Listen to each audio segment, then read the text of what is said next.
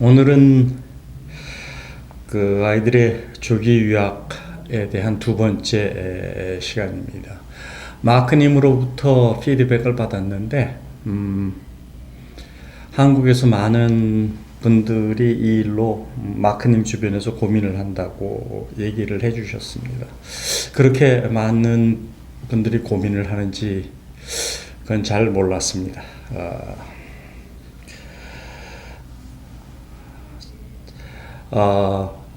조기 유학에서 제일 중요한 게 무엇일까요?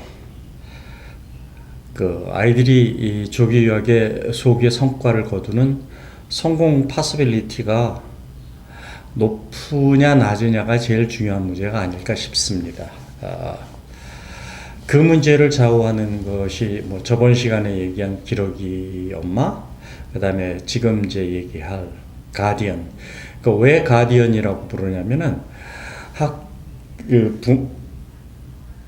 어머니나 아버지가 없이 아이가 홀로 왔을 때 학교에 가게 되면 학교에서 가디언 등록을 해야 됩니다. 왜냐하면 아이가 혼자 있기 때문에. 그래서 누가 그 아이를 돌보는지 그 가디언의 인적사항을 학교에 등록하게 됩니다. 그래서 그런 사람들을 가디언이라고 합니다. 그래서 가디언 얘기를 합니다. 가디언이 되는 사람들 종류를 제가 생각해 봤는데 크게 세 가지인 것 같아요. 큰 부류로. 첫 번째가 한국 교민들이 되겠죠. 여기 와서 뭐 영주권을 따려고 하시는 분들은 가디언이 되려고는 하지 않을 것 같습니다. 물론 그분들도 이제 가디언이 될 수 있긴 하겠지만, 아무튼 한국 이민자들 와서 여기서 영주권을 받으려고 하는 분들, 그런 사람들, 그러니까 한인 교민이라고 이제 통칭 얘기를 하죠. 그래서 그런 한 교디언이 있을 것이고, 그 다음에 이제 제3국 이민자가 여기 와서 사는 사람들, 그러니까 한국 사람이 아닌 제3인 이민자, 주로 이제 비영어권 사람들이 여기 해당이 되겠는데, 뭐 가깝게는 중국 사람도 될 수 있고, 히스패닉계나 중남미계 사람도 될 수 있고, 아프리카 사람도 될 수 있고 그러겠죠. 아무튼 제3국 현지 이민자들이 있을 것이고요. 그 다음에 이제 또 하나는 백인이 있을 것입니다. 이제 캐나다에 와서 뭐 3, 4대를 산 캐나다 사람들이라고 하는 백인들이 있을 건데, 장단점을 살펴보죠. 첫 번째, 한국 교민인 경우를 말씀을 드리도록 하겠습니다. 한국 가디언에 대해서 얘기를 해보도록 하겠습니다. 근데 우선 좋은 점을 얘기를 해야죠.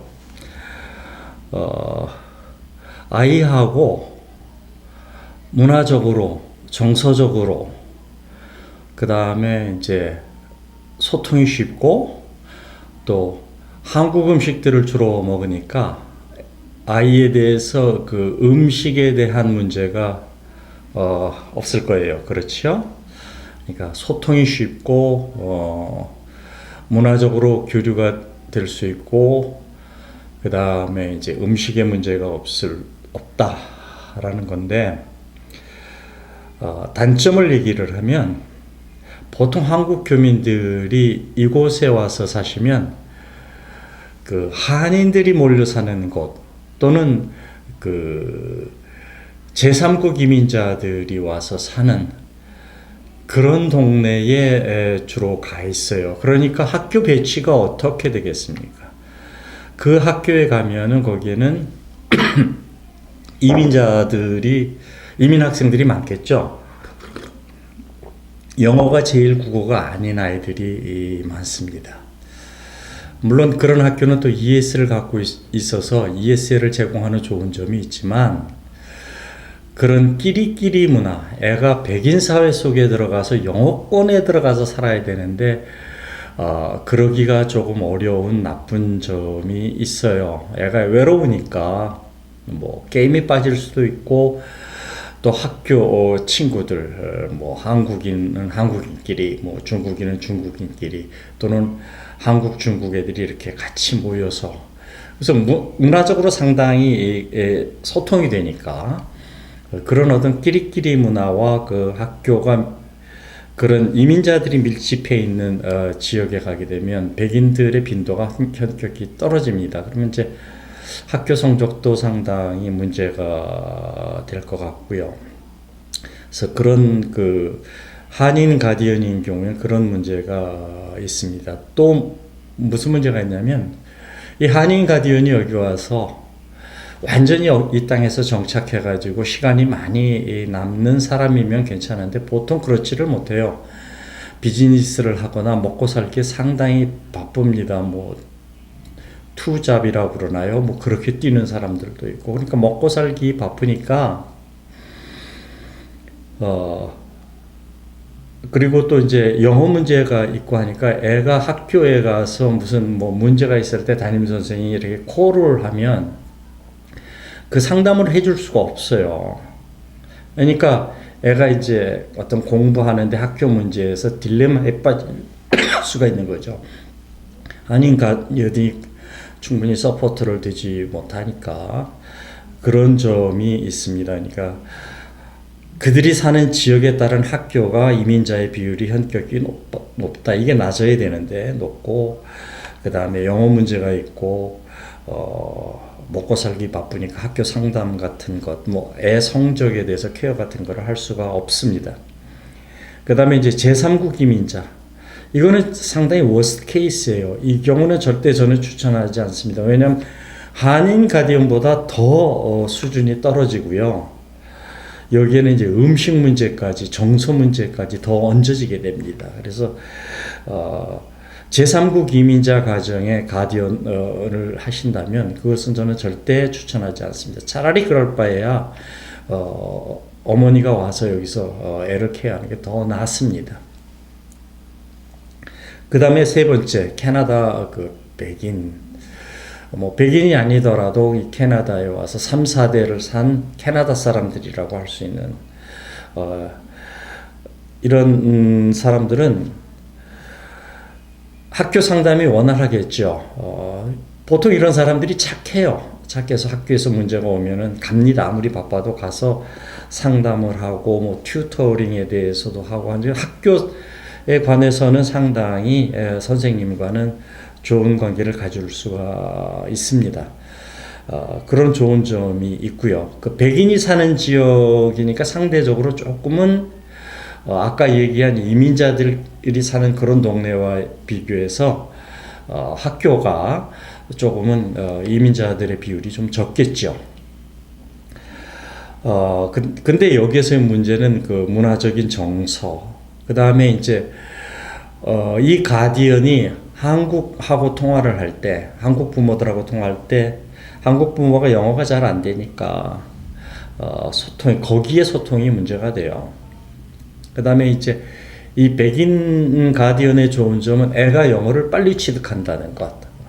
학교 상담, 뭐 튜터링 이런 것과 비해서 또 영어도 빨리 취득할 수 있다는 것. 이런 좋은 점이 있는데 그 한국에서 서로 얘기하는 커뮤니케이션이 부모들 간의 커뮤니케이션이 어려움이 있을 수 있고 문화적으로 좀 이질감이 있을 수 있어요. 물론 캐나다 문화에 이렇게 젖을 수 있는 좋은 점도 있지만 아이의 그 정서라든지 이런 것에 대해서 문제가 있을 수도 있고요.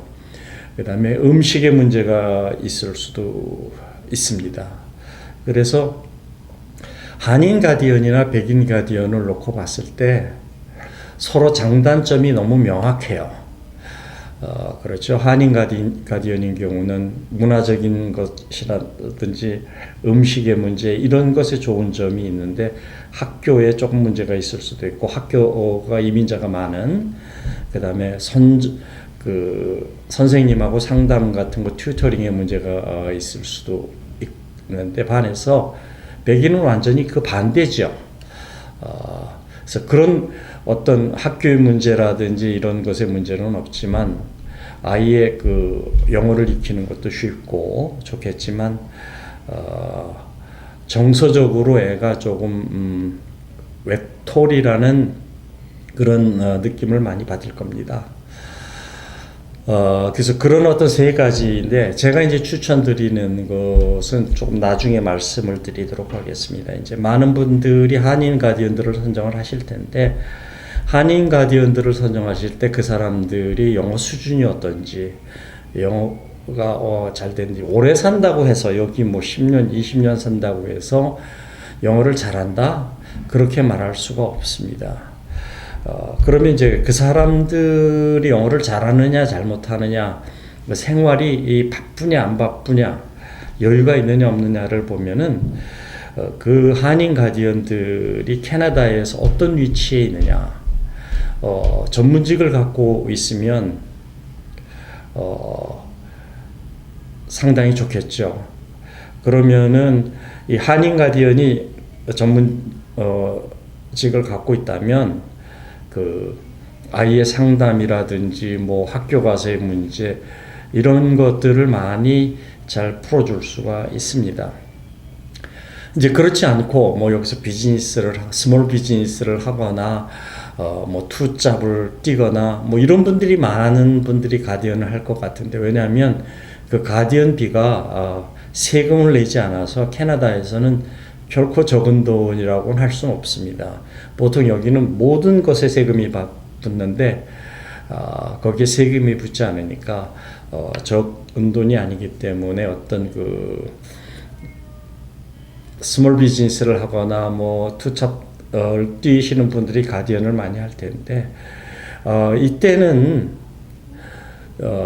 뭘 보셔야 되냐면 자녀가 이 사회에서 예를 들어서 대학교를 졸업해 갖고 좋은 잡을 갖고 있느냐 그러면 일단은 본인의 삶은 그렇게 해도 자녀 교육은 성공한 사람 아닙니까? 어떻든 간에 자녀가 좋은 직업을 전문직을 갖고 있다면은 자녀 교육에 관해서는 그 사람들은 일가견이 있다는 얘기예요. 그래서 그런 분들이 꽤 좋겠죠. 뭐 스몰 비즈니스를 하거나 해도 자녀 교육에 성공하신 가디언이라면 상당히 좋을 겁니다.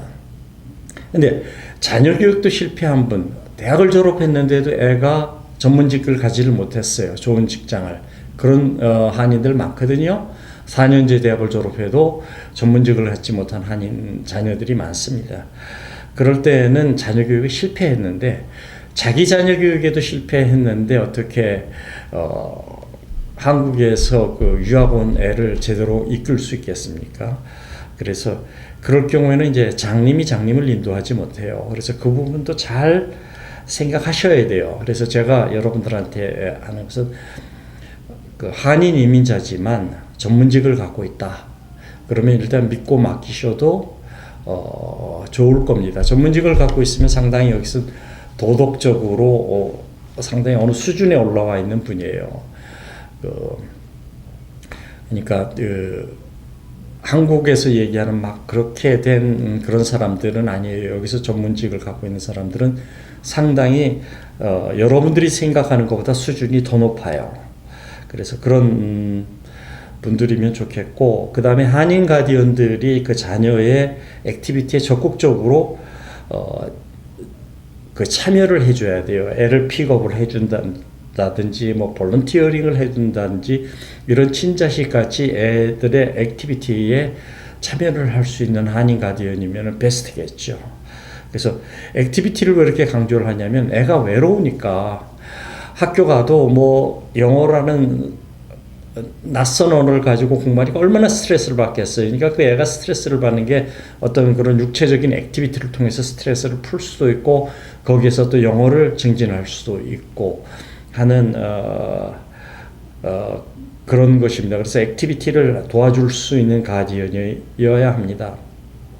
그리고 이제 가디언들이 애가 어려울 때 상담을 해주고 학교 가서 또 상담을 할 수도 있고 그 다음에 비전을 보여줘야 되고 애한테 너 이렇게 공부하면 안 되고 이렇게 공부를 해서 어느 과를 가야 네가 취업하기 쉽다라는 비전을 보여줄 수가 있어요. 그건 한인 부모들이 잘 몰라요. 제가 지난 것에 보면은 그런 어떤 취업을 할 수 있는 일정한 과가 있다고 그랬잖아요. 아무 4년제 대학이나 2년제 대학을 갔다 해서 다 취업할 수 있는 건 아닙니다.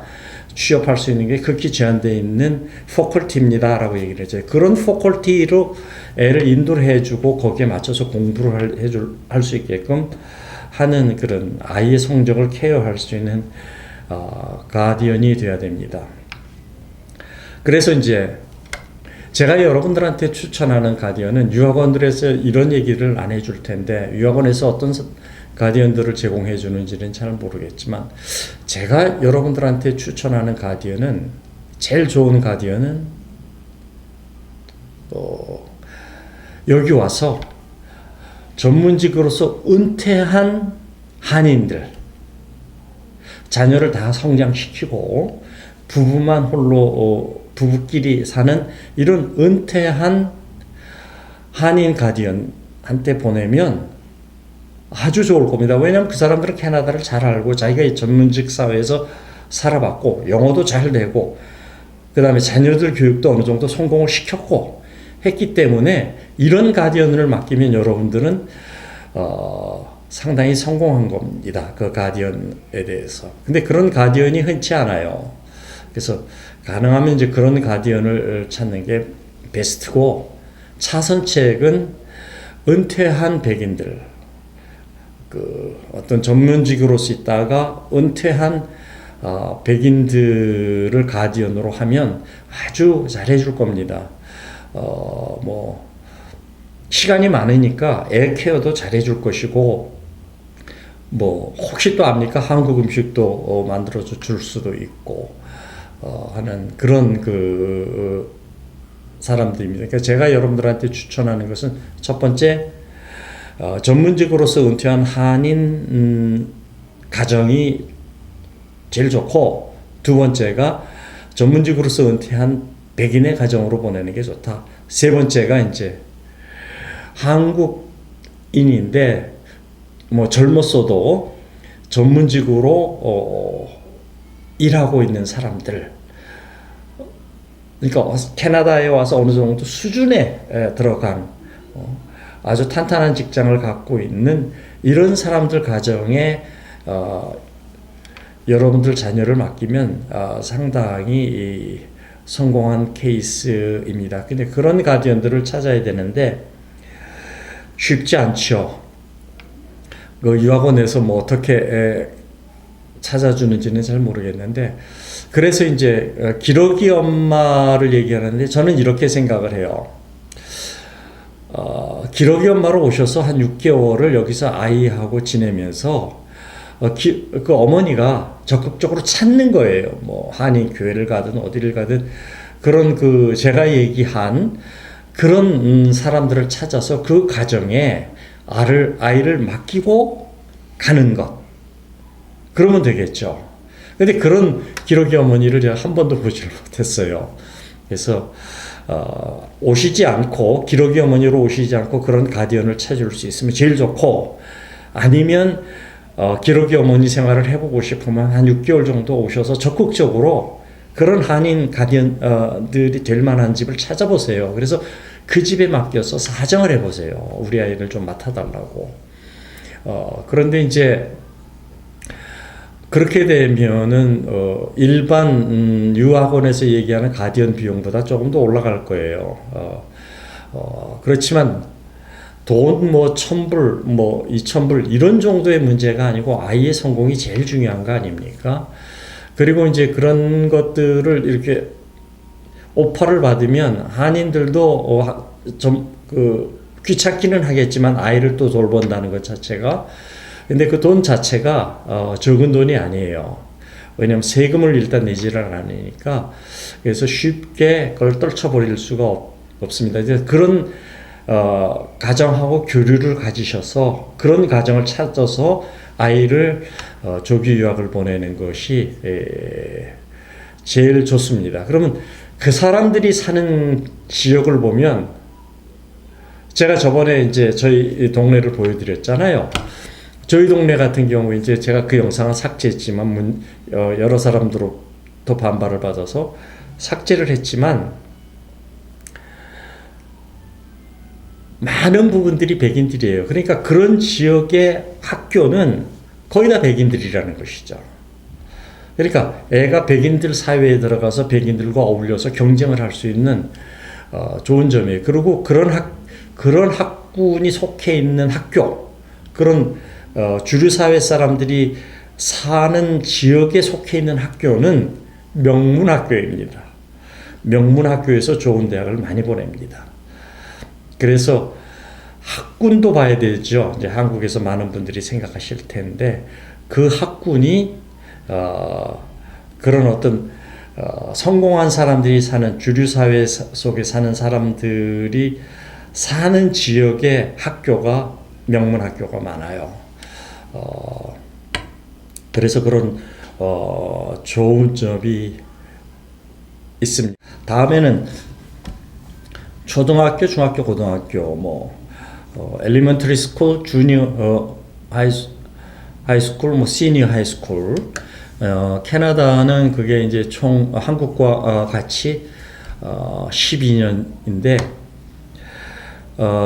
여러분들이 자녀를 보내면은 제가 이제 경험이 있어서 한국 학교에서 퇴학 처리를 하고 와야 됩니다.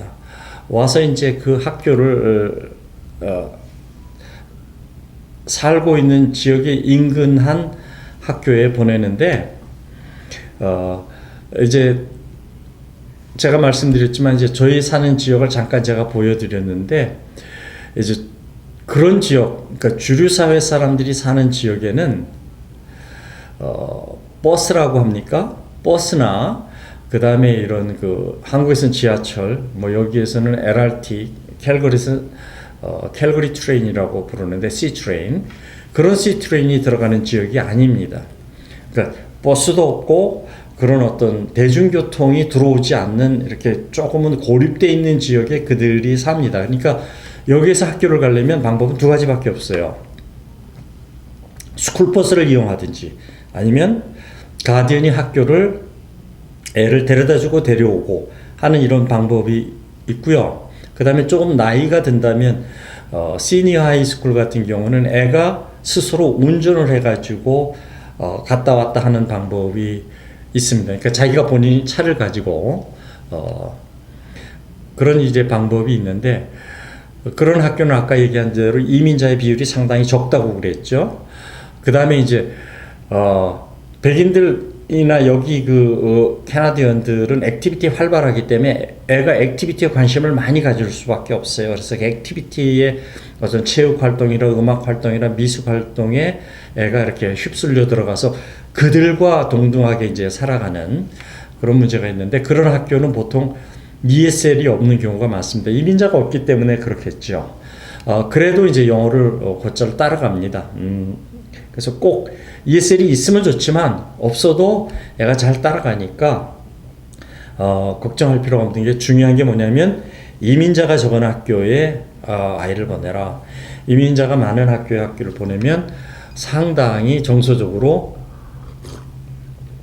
불안하고 불링이라고 하는 한국에서 얘기하는 아이를 괴롭히는 한국말이 안 떠오르는데 그런 어떤 왕따를 시킨다든지 그런 거 이제 그 영어로 불링이라고 하는데 그런 것들이 심할 수가 있어요. 이민자가 많은 학교는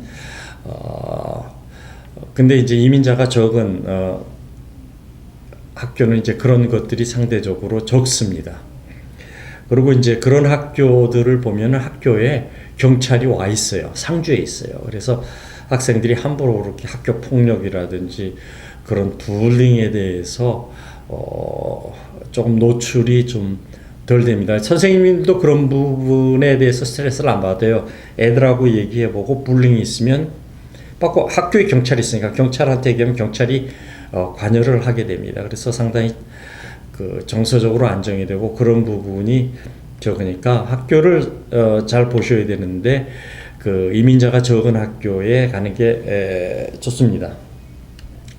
그 다음에 제가 2년 전에 이제 4년제 대학을 가게 될 텐데, 시니어 하이스쿨을 졸업할 때 되면, 그러니까, 시니어 하이스쿨, 고등학교 때 가서는 고등학교에 애가, 뭐에 맞춰야 되냐면, 내가 어느 대학에 무슨 과를 갈 것이다 라는 목표를 정해놓고 그 과에 맞춰서 공부를 해야 된다. 과목도 그렇게 공부를 해야 되고, 성적도 그 학교에서 원하는 대로 열심히 학점을 취득하도록 해야 됩니다. 그것은 제가 저번 편에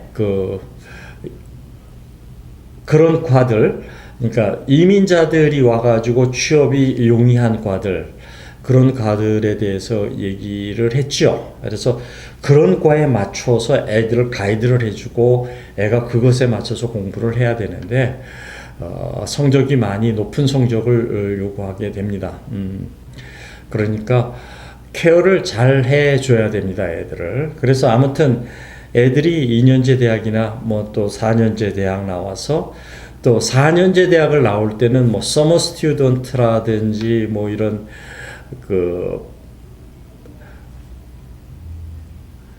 여러 코업이라든지 이런 게 요구되는데 4년제 대학에서는, 근데 그것을 애가 잘 충족할 수도 있겠지만 충족 못하는 경우도 있을 수 있잖아요. 그러니까 그것을 피하는 방법은 뭐냐면 애가 대학원에 가는 방법입니다.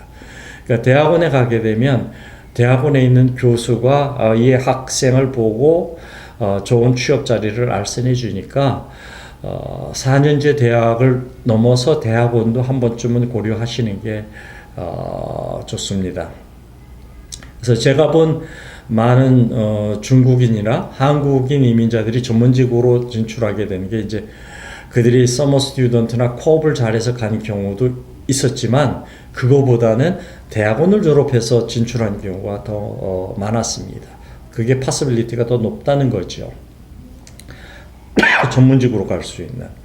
그래서 여러분들이 자녀를 조교유학을 보내면 그 자녀를 4년제 대학하고 더해서 대학원까지를 생각하셔야 됩니다. 그러니까 롱텀으로 계획을 짜야 된다는 겁니다. 그러니까 4년제 대학 졸업보다는 대학원까지 졸업을 하면 더 취업이 용이합니다. 그래서 그런 것도 한 번쯤은 생각해 보실 만 하고요. 그 다음에 이제 취업을 하는 것은 이 부분은 캐나다 정부가 선호하는 이민 케이스입니다. 그러니까 자녀가 와서 또는 자녀든지 뭐 누구든지 와서 여기서 공부를 하고 취업을 하는 것을 캐나다 정부가 선호하기 때문에 이 부분은 영주권 받기가 상당히 용이합니다. 그 다음에 회사마다 뭐 다는 아니지만 적지 않은 회사가 그런 영주권 비자라든지 뭐 취업 비자라든지 이런 것을 내주는 회사들이 꽤 많이 있습니다. 그래서 이 부분들은 캐나다 정부에서 선호하기 때문에 자녀가 여기 나와서 취업을 한다면 영주권 따는 것은 쉽습니다.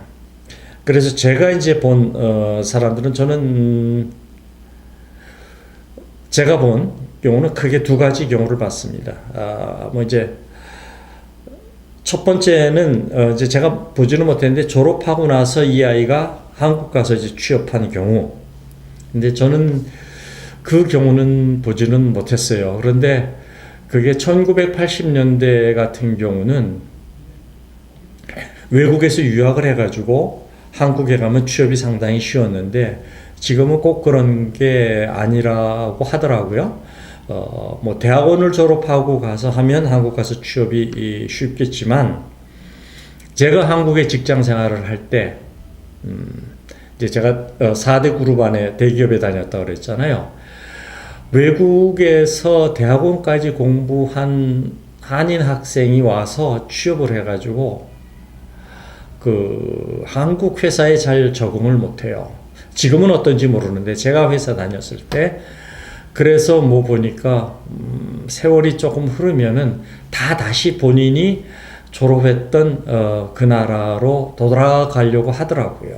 그래서 이제 자기가 살아왔던 캐나다나 미국 사회와 한국 사회가 너무 이질감이 크고 경쟁이 치열하고 뭐 인간관계가 원활치 않고 하니까 그 적응하는데 상당히 어려워하는 사람들을 봤습니다. 다 그런 건 아니었지만 그렇게 이제 딜레마에 빠진 학생들도 봤고요.